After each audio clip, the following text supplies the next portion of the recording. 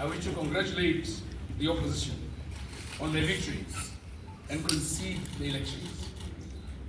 I am proud of our democratic processes and I respect the will of the people.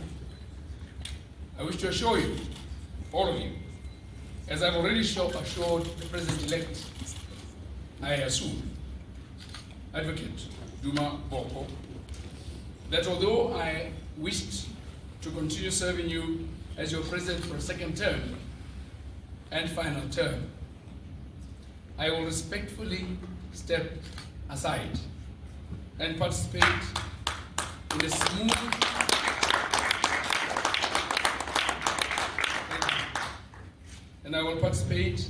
a smooth transition process ahead of inauguration.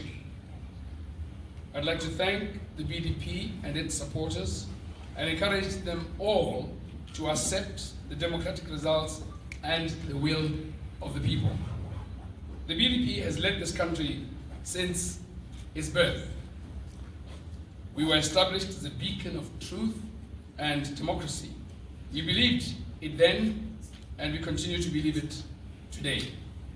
Starting tomorrow, or as in my discussion with the President-elect, at a time convenient to him, we will begin all administrative work to facilitate the transition. And I assure you that I will not take any actions to hinder or slow down this process. I will also hand over all outstanding government matters to the new president, so he may address them after his inauguration. I'll continue to serve your interests and the interests of my beloved Botswana within the parameters of our constitution.